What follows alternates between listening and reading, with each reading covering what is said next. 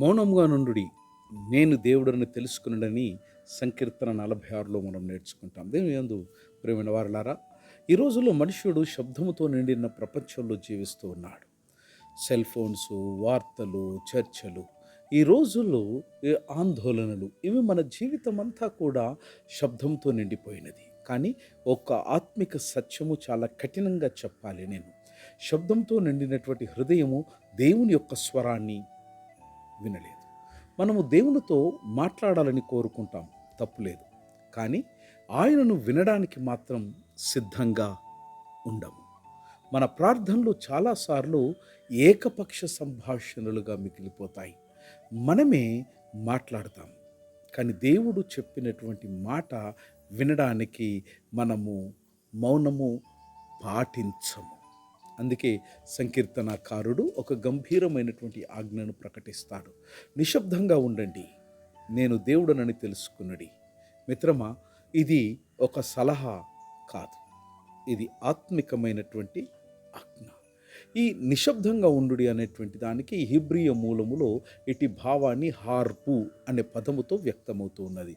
దీని యొక్క అర్థము విడిచిపెట్టుము, శాంతించుట, లేదా దేవుని చేతిలో సమర్పించుట.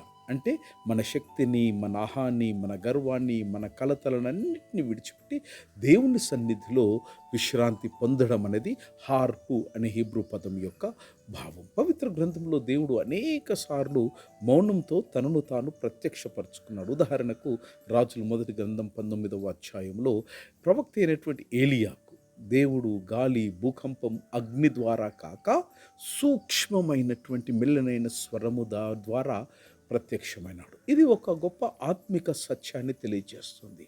దేవుని యొక్క వాణి కలవలో కాదు, నిశ్చలతలో అది వినబడుతున్నది. అందువల్ల మౌనం అనేది ఆత్మిక సాధన. ప్రపంచ శబ్దం మధ్య మన ఆత్మ దేవుని యొక్క స్వరాన్ని కోల్పోకుండా ఉండాలి అనంటే ప్రతిదినం కొంత సమయం నిశ్శబ్ద ధ్యానానికి కేటాయించాలి. ఈ మౌనములో మన ప్రార్థన మాటలతో కాక హృదయ సమర్పణతో జరుగుతుంది. నిశ్శబ్దంగా ఉండుడి, నేను దేవుడనని తెలుసుకునడి. మౌనములో దేవుని యొక్క సమీపం ని అనుభవించుదాం, ఆయన స్వరాన్ని విందాం, మరియు ఆయన చిత్తానికి లోబడిన జీవితాన్ని గడపడమే మానవ జీవిత పరమార్థం. God bless.